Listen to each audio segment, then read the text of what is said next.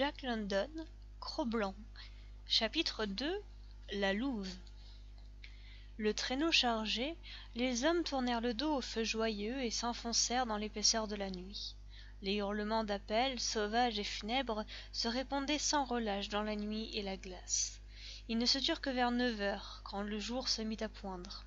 À midi, vers le sud, le ciel se teignit de rose, dessinant l'horizon des pays où luit le soleil.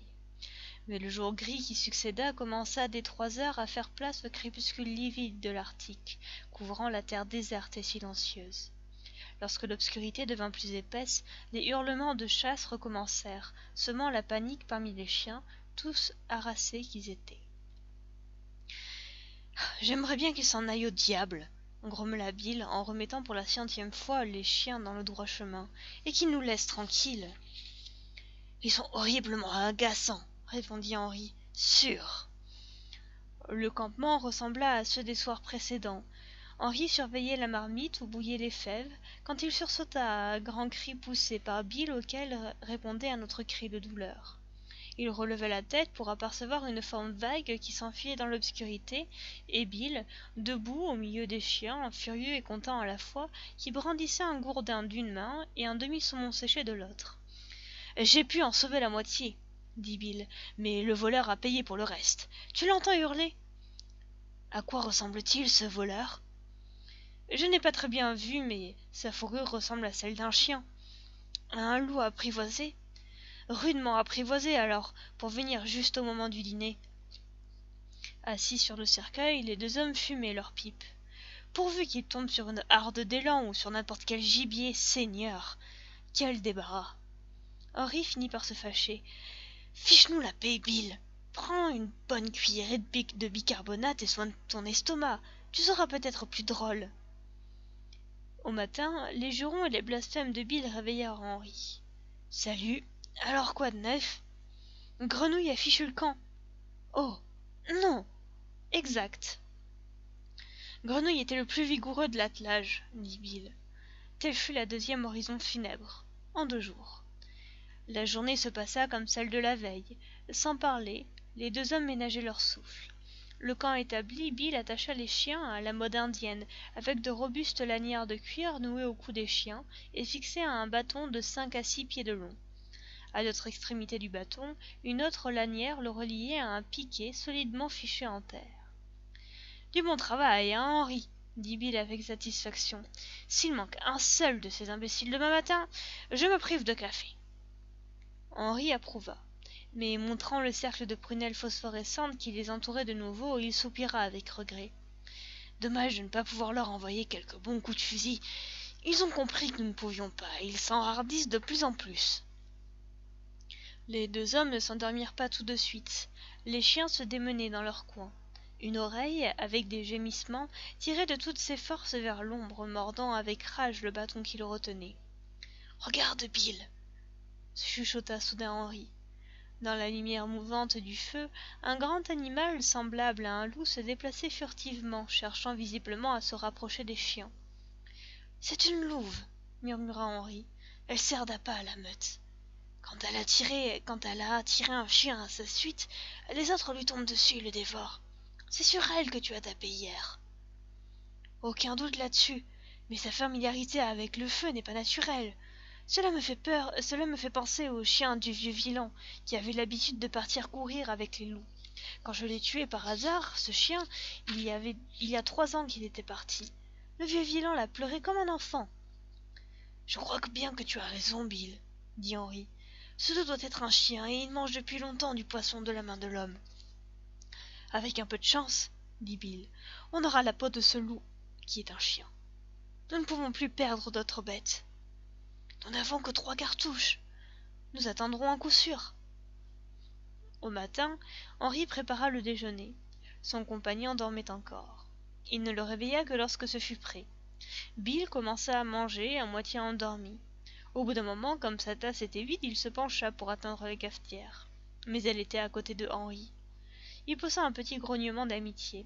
« Dis donc, Henri, tu n'aurais pas voulu me donner quelque chose ?» Henri chercha autour de lui et fit signe que non. Bill avança sa tasse. « Ah, non !» fit Henri. « Pas de café !» Pourquoi cela? Demanda Bill avec inquiétude. Tu as renversé la cafetière? Ce n'est pas cela, non.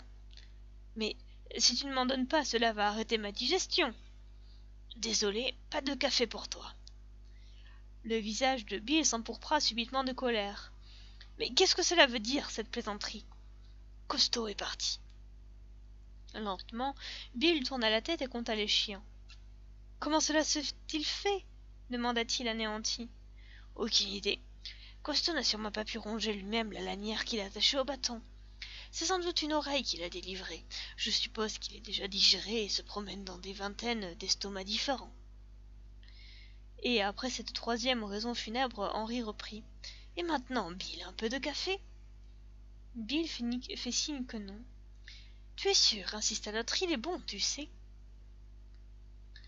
Mais Bill était têtu et rangea sa tasse. Cette nuit, dit-il, je les attacherai hors d'atteinte les uns des autres. Ils repartirent. Au bout de 100 mètres, Henri, qui marchait devant, buta sur un objet qu'il ramassa et lança à Bill. Tiens, voilà quelque chose qui pourra s'en servir. C'était tout ce qui restait de Costaud, le bâton qui avait servi à l'attacher. Ils ont même mangé le bâton de cuir. Le cuir du bâton, pardon, remarqua Bill. Ils ont l'air terriblement affamés. J'espère que nous ne subirons pas le même sort que nos chiens avant la fin du voyage. Henri se mit à rire. Allons, Bill, c'est la première fois que je suis pisté par des loups, mais enfin, j'en ai vu d'autres et je m'en suis toujours tiré. Du courage, fiston.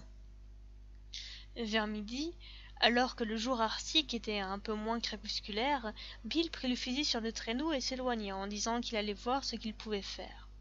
Il revint 1 heure plus tard, accueilli avec un certain soulagement par son compagnon.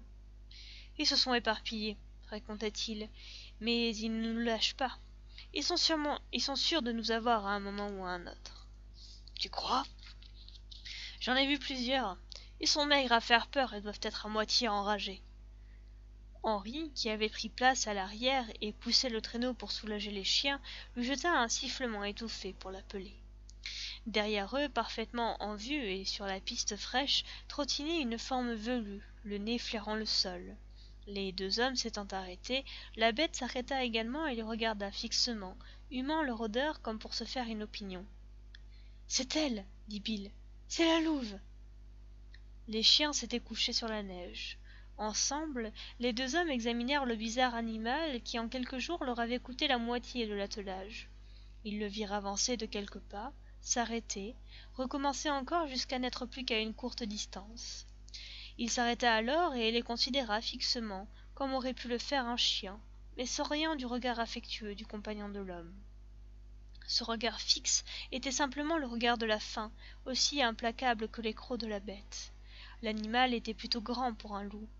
« Il a bien 2 pieds et demi à l'épaule, dit Henri. Il n'a pas loin de 5 pieds de long. » Drôle de couleur, pour un loup, remarqua Bill.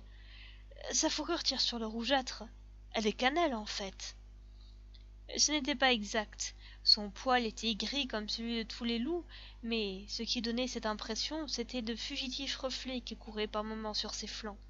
« On dirait un gros chien de traîneau, dit Bill. « Hé, gros chien, arrive un peu !»« Il n'a pas la moindre peur de toi, » remarqua Henri. Bill agita la main, menaça, cria. Le loup ne parut aucunement effrayé, se contentant de se mettre légèrement en défense. « Dis donc, Henri, » dit Bill à voix basse. « Il me semble que c'est le moment d'utiliser nos 3 cartouches. Seulement, il faut que le coup soit mortel, qu'en penses-tu » Henri approuva, et Bill, précautionneusement, tira le fusil vers lui, mais à peine avait-il esquissé le geste de l'épauler que d'un bond de côté, la louve disparut parmi les sapins. Les 2 camarades se regardèrent. Henri sifflota un petit air, et Bill remit le fusil en place. Il fallait s'y attendre. Un loup assez bien dressé pour venir partager le dîner des chiens doit aussi connaître les coups de fusil. Bon, on l'aura à l'affût. Si tu veux essayer de la voir, dit Henri, fais-le d'ici. Si la meute t'encercle, en admettant que les 3 cartouches en tuent 3, les autres te régleront ton compte. Ce soir-là, ils campèrent de bonne heure. Les 3 chiens qui restaient avaient tiré le traîneau moins vite, se fatiguant plus rapidement. Les 2 hommes dormirent peu, sans cesse en alerte. Il fallait fréquemment se relever pour animer le feu. Le cercle des ennemis s'était encore rapproché. Fin du chapitre 2.